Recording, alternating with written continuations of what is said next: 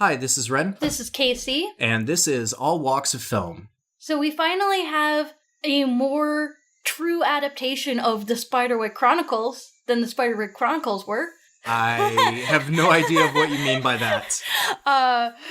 If you read the Arthur Spiderwick Field Guide, and you look at, the design for the merfolk and the Nixies, it's a movie about that. It's a movie about a Nixie who's a dude. I just thought Guillermo del Toro was making a movie about Abe Sapien. As, a romantic lead interest. Yeah, I mean, it has some elements of the John Cocteau Beauty and the Beast. Absolutely. But it also has elements of the movie Splash with Tom Hanks. Your favorite movie? It's not my favorite movie of all time, but I really liked that movie when I was growing up. And if you look at, the end part of it, there are a lot of similarities, including, the scales falling off, including the fact that a Jewish actor plays the person that lets the creature go. But, I want to show this to you. Check this out for the merfolk. Look at the design for those eyes and, the scale on the ribbing. The scales on the ribs. And, the fins protruding out of the back of the face. And, this Atlantic Sea King with, the fins coming out of the front looks just like the fins on his face. Well, especially the hands. The webbed hands. So. And then, check this out. This is a Nixie. It's just like a mermaid with legs. Or even the texture on the skin and the design of the eyes and the way that the physical appearance of the body, except for the really long feet. And yeah. He doesn't have a tail, but that's pretty close, isn't it? Yeah, I can definitely see parallels with that, as well as the creature from the Black Lagoon, which of course, is the creature from the Black Lagoon. But I'm just saying, the little kid in me who never got a good Spiderwick adaptation was just dying the whole movie because it was look, it's just like it. I thought it was super radical, but also all the sketches in the movie and all the text that's written is almost exactly the same. That made me super happy. Yeah, so this movie is about a mute woman who works at a research and development center for, I believe it's the Army. I wasn't... Some faction of the military for sure, but... Yeah, I wasn't really sure, which, and oftentimes they work in conjunction with each other. I'm going to assume it was the Army because I didn't see any people with sailor uniforms, but I don't know what to tell you. The movie takes place during the 50s, which I was really appreciative that Guillermo del Toro got into some of the more uncomfortable aspects of the 50s, which so many movies recently have created this idealized 50s because we don't want to get into the fact that the 50s were not great for everyone. Yeah, also the fact that blacks and whites weren't hanging out together all the time, which some movies that try to take place during that time try to argue, and it's the weirdest, most uncomfortable thing. Mm-hmm. And I'm not talking about poor people, because poor people will find a community, and, we see that in the film, with multiple races and stuff like that. But, yeah, not with rich people. Right. Which the movie clearly gets into. The contemporary sociopolitical satire of the film, I think, really works. The whole, America was never great angle works really well. But also, I love the entire plot point with the Russian character, because out of all of the demographics that was totally cool to hate on in the 50s, the one that's still completely cool to hate on, no matter what your ideology is or what your political affiliation is, Russians are still totally cool to hate on. Well, a lot of that comes from the 2016 election, but it also comes from the fact that there is one group that you can hate and not be called a racist for hating. And your xenophobia can be completely justified in hating one particular group because they don't happen to be brown people. And that's sort of what Russians turn into. Obviously, we have the generic Nazi, which, has never gone away. Right. And sometimes, I do think that it's a justified... a Nazi is mostly an ideology. Right, but I'm talking about, like, in movies, how, like, so many times, like, it's like, well, who's your villains? Well, we got Russians and Nazis. Yeah. No, for sure, but a Nazi is mostly an ideology. You can be a German character and not be a Nazi. Right. But Russians, for their nationality, can totally be hated on, and it's cool. Yeah, you got a fair point there. So it was cool to see in this movie that they had a Russian character who was set up as this super generic, the Russians are evil character, and then turned out to just be a completely awesome, well-developed, passionate ally for the whole movie. And that was it. Yeah, the only other Russian character that I can think of that we sort of idealize and love is somebody who, if you look at the history, the whole fantasy and mythology around her just is not true in any way, shape, or form. And that's Anastasia. Like, she was killed like 15 feet from where everybody else was killed. Like, that whole idea of Anastasia coming to the United States is just a lie. Right. It's a cute fairy tale, though, whatever. I mean, yeah. There's not really a lot to get from that story from my perspective, but you're right. That's like the one exception. One of the things unless you watch Gilmore Girls. What do you think of the Romanovs? They probably had it coming.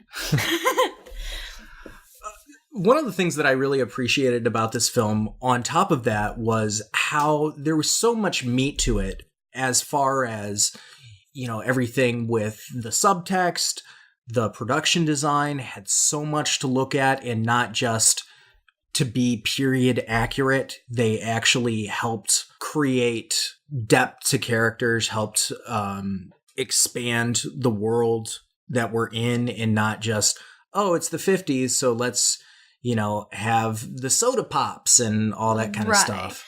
I like that the 50s that they were bringing up is so old-fashioned by today's standards.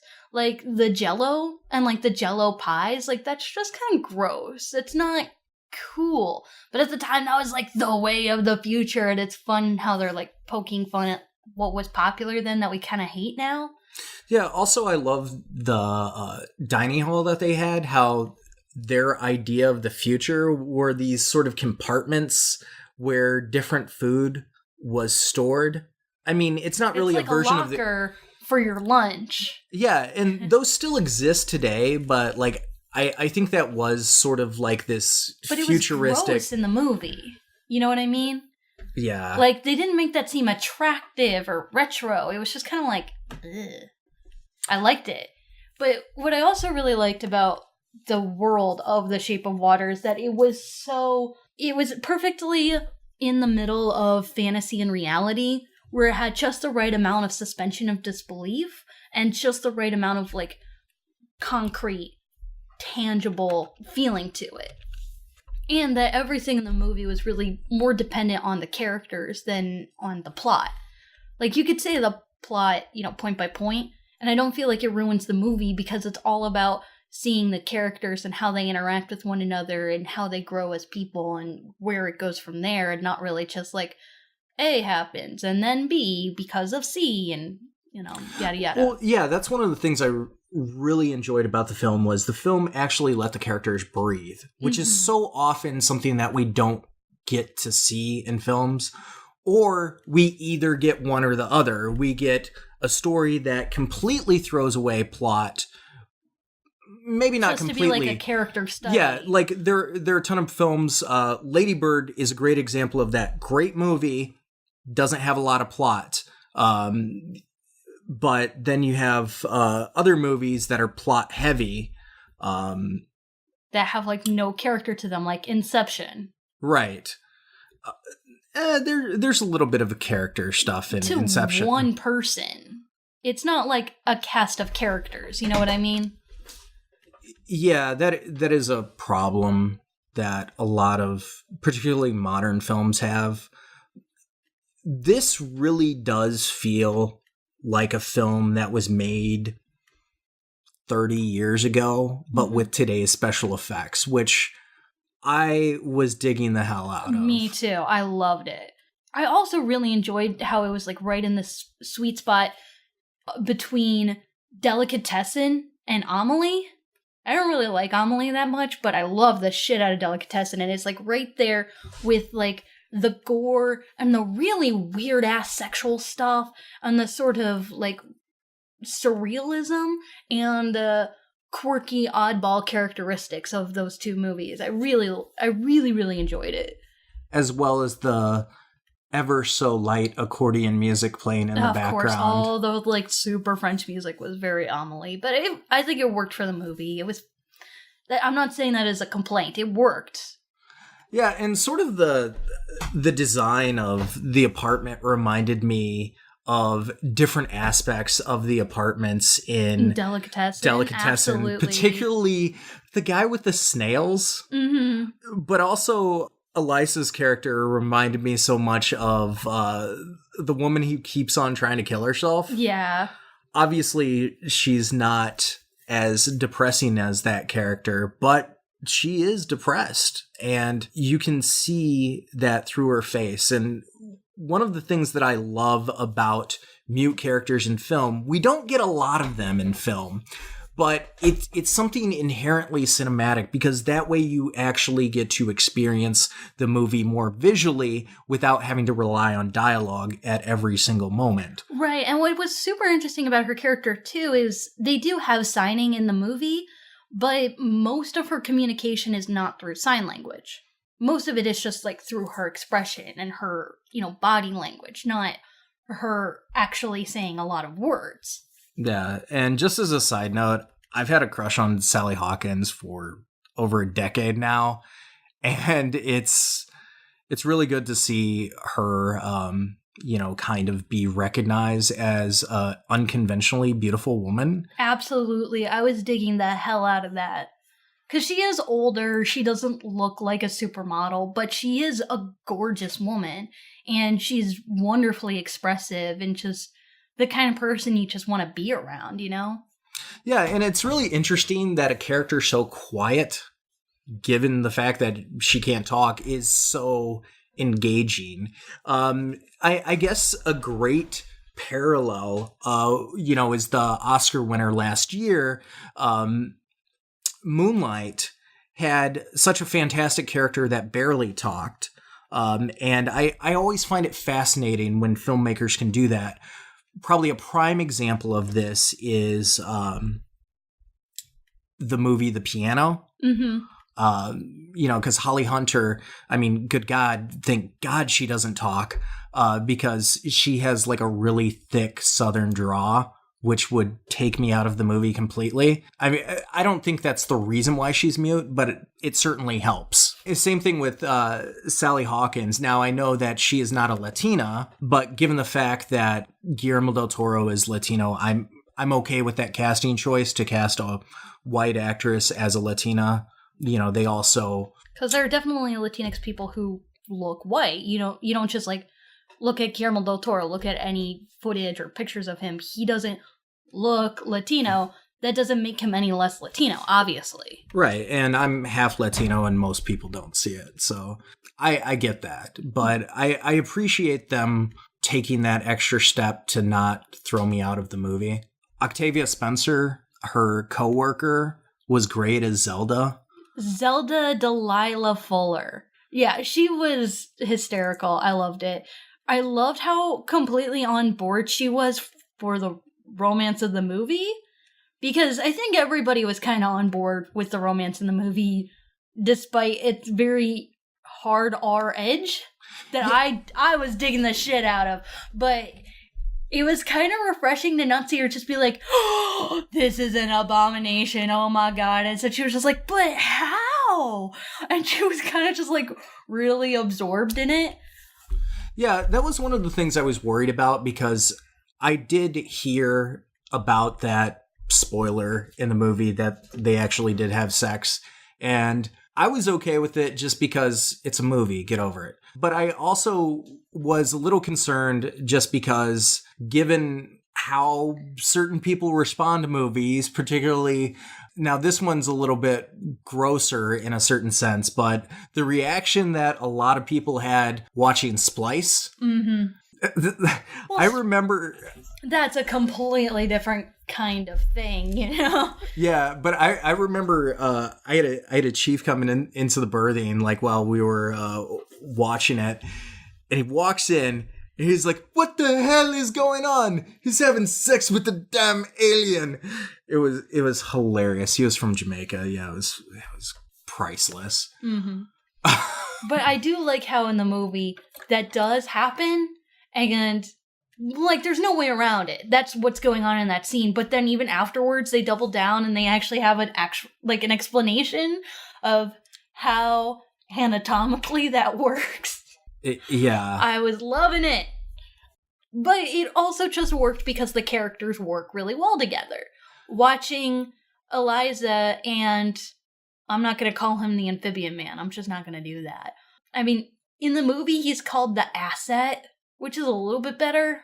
I'm just going to call him Dougie. Eliza and Dougie just have such a good relationship with one another. You know, it's built on trust, mutual interest. It's just really adorable to watch them work together. Yeah, and it's one of those things that on paper and even a small trailer wouldn't sell you on. The fact that, you know, especially given, unfortunately, I do see how some people could watch this film and try to use this film as an argument against homosexuality. Unfortunately, I kind of see that a little bit, particularly because her best friend is gay, and there is that somewhat of a parallel of, like, forbidden love and whatever. Well, that and the whole argument that, you know, this is a little bit different. What the movie is about. The movie is a placeholder for, you know, love that's not supposed to exist. You know, homosexual love, interracial love, that kind of a thing. You know, anything that's not unconsensual and just, you know, morally wrong, like pedophilia or bestiality, something like that. I mean, technically it is bestiality, but, like, it's consensual, so it's different.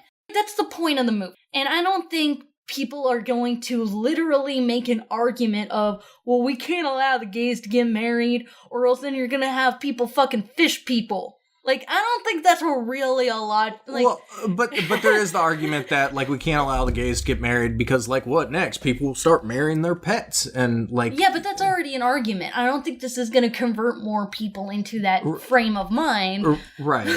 I think it might, because of the way that the story and the characters work, it might work against that argument by using that same idea. You know, showing how, even though it's literally the most repulsive kind of love that you could possibly think of, it still works because they are adults having a consensual relationship that has nothing to do with anybody else.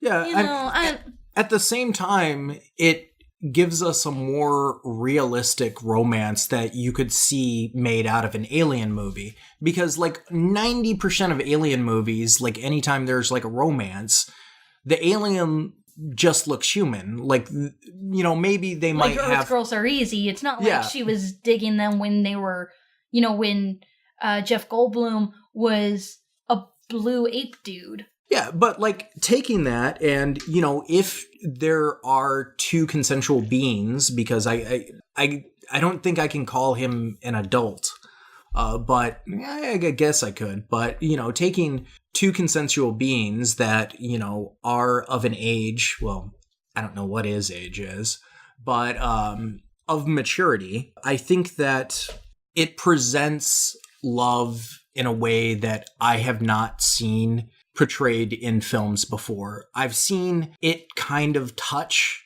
because obviously Beauty and the Beast is probably the most classic tale of this. There's also a fantastic episode of Storyteller that incorporates several episodes. You're actually about Stop Sorrow, aren't you? There's that one, but there's also the Porcupine. The Porcupine. Yes, the Porcupine Boy. Yeah, so I can see, and I would be shocked if Guillermo del Toro hadn't has seen never seen. Yeah, I mean, no, there's no way that's true. If you've seen his man cave, you would know for a fact that he's seen all that stuff. I'm sure he must have. Like, it's Jim Henson's the storyteller. Like, well, also Jim Henson was a primary inspiration for Doug Jones's career. Exactly. Yeah, there's no way he doesn't know about this. Yeah, so I like the fact that he is drawing from all these sources, but never emulating one source too much to make it... The Shape of Water, like, we keep talking about what it's similar to, but honestly, it is its own entity in its own right. It doesn't feel like, oh, it's exactly like this thing, or, oh, it's just a ripoff of this thing. Even though I joke, but there are some aspects that I do think it's very, very much like Splash. You know, except you take the mermaid who's, you know, hot Dana Carvey, and you make it a little bit more realistic and actually have it be a fish person. Honestly, a lot more similar to The Hazards of Love, the rock opera by the Decemberists, where, you know, it's this whole story about this beautiful romance and sexual relationship between a human and this mythological animal human thing. You know, he looks like a deer, but he's a human, whatever. And they get together, but then there's this, you know, overbearing authority figure that's trying to get in their way, and then there's a dude who's, like, really obsessed with the woman and is kind of, like, really rapey towards her, and, you know, they have to, like, overcome all these insurmountable odds, and then the whole thing ends with them, you know, with this bittersweet ending, with them both in the river. Like, it's very The Hazards of Love. Yeah, I mean, the only other story that I can think of is Zeus. Mm-hmm. And all of his raping by turning into animals so that Hera could not see that it's him raping all these women, because it's not consensual. In Greek mythologies, I don't know if Zeus actually ever has consensual sex in Greek mythology. Correct me if I'm wrong, but that's just what I gathered from it. Getting back to the movie, though. 100% consensual sex. Yes. I just love all the characters in the movie. I love Sally Hawkins as Eliza, and it is great to see this character who is like this with like a more reclusive homebody person who is still a sexual being. I mean, directly off the bat with her, you know, daily masturbation routine that I was digging. It was cool. The boiling eggs, the masturbation in the tub that's overflowing, and the clocking in. Mm-hmm. I loved everything about the way that she lives her life. She has this sort of like seeing the beauty in, you know, the mundaneness of life, kind of like very Swiss Army Man thing. You know, there's the whole like watching the world go by on the bus is like a beautiful experience kind of a thing. I really like her. I like that she is very funny and she has a biting edge and she doesn't take shit from anybody. I liked her relationship with her next door neighbor, his whole trying to live off of his art and really failing was really interesting. His adoration of, you know, music and movies was really interesting, but their relationship as a truly loving friendship. And it's not just like, oh, well, of course they're not in love with each other because he's gay. They have they love one another. And it's really nice to see a platonic relationship that can be as fulfilling as a romantic relationship. Yeah, and I like how the movie sort of introduces you to characters in ways that don't feel forced. You don't have the forced exposition. Oh, you know, blah, blah, blah. You don't have the dialogue of, oh, you're gay or something like that. Like, that's sort of a reveal in the movie. Like, but you can... It doesn't come out of left field either, because it's not a surprise. It's just something that's revealed through action. Right, and... yeah, watching this film, there's so many things that I wish more filmmakers were doing now. Mm-hmm. I completely agree. Because this film feels like a fully rounded film. And I will definitely get this as soon as it comes out and just pour over it. On Blu-ray, though. Of course. With all the special features and everything. Yeah, I'm not watching it on streaming. But it is interesting how Dougie, I don't know what else to say, he's not actually in the movie that much. Like, he's actually on screen as a character very much, but he is a fully developed character who also doesn't talk. But unlike Eliza, he doesn't have people to bounce off of to express his personality except for her. But you still get a feeling of who he is. And I really like that. And I like that they don't shy away from the fact that he is an animal. You know, he's not just like this beautiful Greek god of perfection, you know? He fucking eats a cat. Raw. It's kind of upsetting, but also kind of awesome. Well, I remember when the cat was hissing at him, I was like, he's going to eat the cat. Oh, he's totally going to eat the cat. Yeah. But Michael Shannon is just, oh my God, I love him so much in this movie. He does a good job with, like, normal characters, like, you know, Jeff Nichols' role, like, Take Shelter, all that kind of stuff. And he doesn't always work as a villain, but he works so well in this movie. I just loved everything he was in, and everything he was doing, and he was just such a sleazy scumbag. I loved it. He's just so funny and so dickish. Like, he's just such an asshat. And it's hilarious, and I love it. I love it so much. He's written really well, but I don't know who else could have played that part, honestly. I could see, but this would have to have a lot of alterations. I could see somebody like John Hamm playing him, but it would be a different performance. I don't think it would be as good. I really think this was like the Michael Shannon role. Well, that and Take Shelter. Yes, of course, but I'm just saying, like, this is a completely different kind of character from Take Shelter, but it just fits him so well. And then I do really like the scientist character too, Dimitri. I really like how he is really passionate about what he's doing. He wants to do the right thing because it's the right thing to do. He's in a really difficult place, being, you know, a Russian in America and wanting to be true to his nationality, but also wanting to do the morally right thing. Yeah, and that's one of the things that I really liked about the film was so often we have characters that are practically autonomous. Mm-hmm. You know, they do their job, they go home, or they're so committed to their job, or they're so committed to love, but they don't really seem to think for themselves. Yeah. I think it's a lot of writer shorthand that we get where you don't really flesh out characters. I mean, that's one of the things that I really liked about the second season of Stranger Things was the scientists felt less like, you know, generic evil scientists. Yeah. So it was just really good to see that. Yeah. There were a couple of really minor nitpicky problems with the movie, like the lack of security is kind of a problem.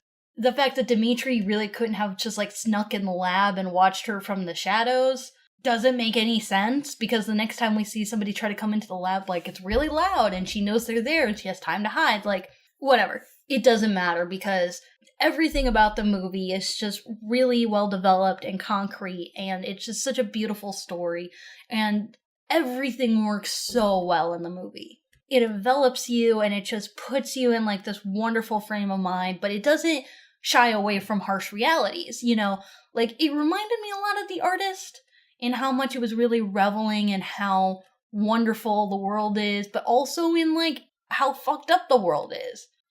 Yeah, one of the first moments that really exemplified this was the moment where they're watching, where Sally Hawkins puts on the TV. And she's, like, flipping through the channels, that scene? Yeah, and it's the civil rights movement, when the police dogs were attacking people and, like, people were getting, you know, sprayed down with the fire hoses. And he just says... He says, like, turn that ugly, like... He's like, I don't want to see this ugliness right now, or something like that. That's what he says. And he's like, no, we just gotta ignore that facet of reality and just look at, like, something beautiful and wonderful. Yeah, and that sort of thing was incorporated into the film in a way that felt very natural. And like I think we all know those people who are like, just turn off the news. I don't watch the news. It makes me sad. Yeah, it's also a way to incorporate some of the uncomfortable aspects. Since you're doing a period piece, I know I've seen so many Disney films, and a lot of modern films try to create this sort of idealized past, especially like the 50s, where they're like, oh, hey, white people and black people, rich people, hanging out, having a great time. And it's like, where? Well, also Where like would you really do that? awkward stuff like Driving Miss Daisy. Did that take place during the 50s? No, I was just saying that kind of dichotomy of like, of course the rich white person and her poor black servant totally are like actual good friends. I guess one example that I can think of, I haven't seen the movie, but The Great Gatsby, where like they had like so many like African Americans like hanging out at this party of like this rich landowner. Mm-hmm. And I'm just going, I doubt that would be a thing. This is idealized fantasy. You are in love with this past view, but you're trying to be progressive, but by being progressive, you're erasing history. Right, but the xenophobic nature, or well, I guess the xenophobia is the enemy in the movie. Like, that's what all of the themes are relating to. Is it's very much a put down of racism and homophobia, but in a fantasy setting where it's not in your face about it, because that's not really how you get people to change their minds. That's one of the things I always love about sci-fi and fantasy. They challenge people in ways that you couldn't tell them with straight narratives that are based on reality. Right. And our audience was surprisingly good. Oh yeah, the audience was into it. Yeah, we did have a couple of people behind us for like the beginning part, but you know, that happens at movies. Yeah, I mean, yeah, that was kind of obnoxious where it's like, oh, that looks like a kitchen table. Yeah, okay. But like, look at the way that like, he seriously spent like 5 minutes talking about a stupid kitchen table. I was like, dude, we're watching a movie, shut up. It's not important. Although it was kind of funny because these same people, after Michael Shannon fucks his wife, they were just really quiet for a minute and they were like, well, that was scary. I kind of love it when people talk really loudly during movies so you can kind of like see their unfiltered reaction. Yeah, so long as it's not those people that like literally repeat what we just saw. They like, were kind of doing that, though. Okay, because like I hate those people that are like, oh, they walk to the door. Oh, like, yeah, we're watching the movie too. He slapped her, you know, that kind of thing. Like, it's so annoying. And I guarantee there are at least 5 people listening right now that have had that experience with like one person doing that. I was kind of expecting to have a similar situation to The Witch when we saw that in theaters, where these guys came in at the end of the movie and they were just like, what is this satanic bullshit? I don't know what movie they thought they were walking into with a movie called The Witch, but whatever. I was kind of wondering, like, when somebody in the audience was just gonna be, she fucked a fish? Hell no! But that didn't really happen. Everyone was into it. And if anybody listening had that experience, like, please tell us. Yeah.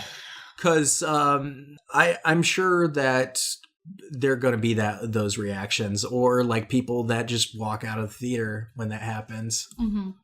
I will say before we wrap up, one of the things that I think Guillermo del Toro started, but has become an increasingly more popular thing with movies that have been coming out lately, is I'm a really big fan of the choose your own ending, sort of like there's a happy take and a sad take of the same result.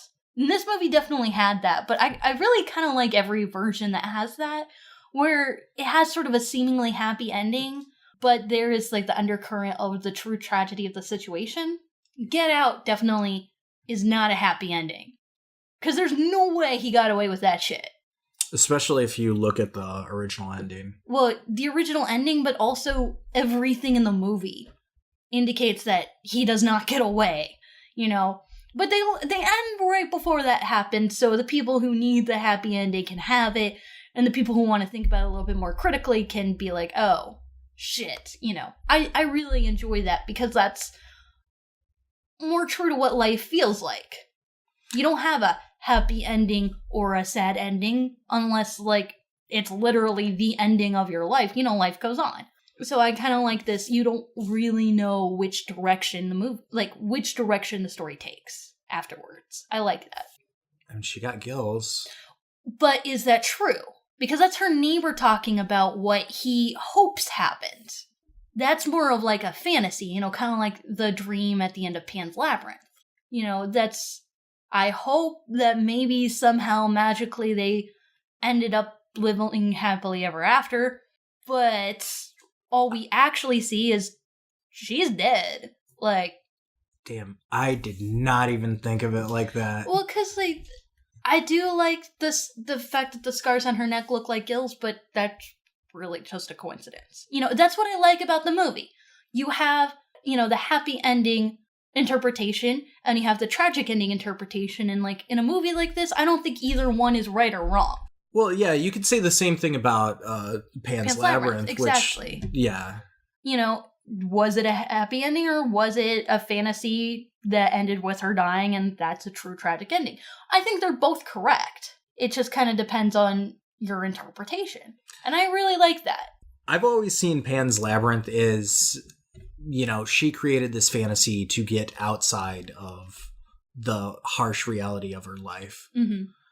That's one. What I think's interesting about that concept is it is a concept that Guillermo del Toro loves in his films. Although if you see any interviews with him, he tends to say the fantasy is the reality in the thing, and any sort of interpretation That's not necessarily wrong, though, because there is sort of this philosophical idea of, like, your dreams are just as real as reality. It's just a different facet of reality. Yeah, but it is a thing that I really like that Terry Gilliam constantly keeps going to. You have it in Brazil.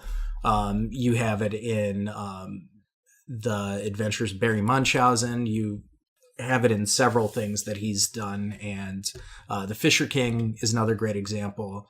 I do think that especially nowadays, given the harsh reality that a lot of people see, what currently is going on in our political spectrum as well as our socioeconomic spectrum, I can see a lot of people drawing to fantasy. I think that one of the reasons why more and more people are clinging to like TV shows and binge watching and all that kind of stuff is because, not to say that that isn't a perfectly fine way to enjoy entertainment. I think it illustrates that we have harsh realities that we're trying to escape from. Absolutely. But also, something like binging on Netflix is a financially viable way of doing so. Right. Like, it's definitely easier on your wallet than being an alcoholic. I will say the movie did make me cry at a point.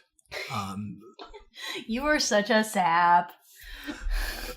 So there's a scene in the movie where Dougie goes into the theater, and he's just sort of marveling, and it brought me to tears because it was seeing two things that I love combined in a way that I haven't seen on screen before. Yeah. And that's my love of film and my love of monster movies. I love that scene too. I loved everything with how the movie was so enamored with the escapism of film and television. I take that back because I can't believe I forgot about this. Yes, I love the scene in Gremlins too. Well, yeah, of course. But this was sort of marveling at cinema and not just like whatever the fuck those gremlins were doing in that movie. Just drunkenly trolling on Snow White. Yeah. This movie is definitely an A+ movie for me. Absolutely. And there have been so many good movies this year. I mean, right now, in movies, like in movie theaters right now, you can go see The Shape of Water, Lady Bird, 3 Billboards Outside Ebbing, Missouri, Roman J. Israel Esquire, and The Killing of a Sacred Deer. You can see all of those movies in theaters right now. I mean, Roman J. Israel Esquire, unfortunately, is being pushed off to the side after only a week, and that's sad. And I think Killing of a Sacred Deer probably isn't in most theaters. It is still in theaters, but it's kind of like that where it's a little bit harder to find it because Justice League and the Disaster Artist are kind of hogging up the theaters, but those are 5 movies in theaters right now you can watch that are all brilliant 100% A+ movies. Yeah, this has been a very good year, and I would definitely like to hear other people's inputs on this year in film, because we're doing an award ceremony right before the Oscars of like our personal takes on what we enjoyed, what we didn't enjoy, and sort of looking back at the year. This is not going to be a year in review. It's mainly because there are going to be several movies that we're going to try to throw in right near the end, because the unfortunate thing is a lot of times during award season, some of the best movies get pushed into the January period. Right, of course. I will say after watching this movie, I don't want to hear anything about porgs. Dougie is like the anthropomorphic mascot of 2017. Actually, we do have to talk about porgs, because next week No, Dougie, man. Next week we're reviewing Star Wars, I'm The Last saying, Jedi. like, the porg phenomenon. Why don't we have a Dougie phenomenon? Why don't we have, like, little plushies of Amphibian Man that everyone's carrying around with them and just, like, squeeing over? Why don't we have that? Because it's an R-rated movie, and we don't make toys for R-rated movies anymore. Like, that was such a product of the 90s that we don't... And 80s. Yeah, I mean, they made a freaking cartoon series too. RoboCop, Toxic Avenger, and Terminator. They also made a bunch of video games, Actually, did they make one for Terminator? Yeah, I think I don't know if they made a cartoon series, but they definitely made a bunch of video games of RoboCop and they made Total tons of Recall toys. They made tons of toys for like Alien all those. and Terminator. They made like a bunch of like 4 kids Nintendo games off of those. Yeah. But I'm just saying, like, Dougie Man, the Amphibian Man, the Asset, that should just be everywhere. Yeah, I really wish that they had come up with a name for his character. Yeah, like anything. Come on, the Amphibian Man? Really? That's like the one big problem with the movie. It's just like, he needs a good name. He's a really good character. So, what did you think of The Shape of Water? Let us know in the comments below, and thanks for listening.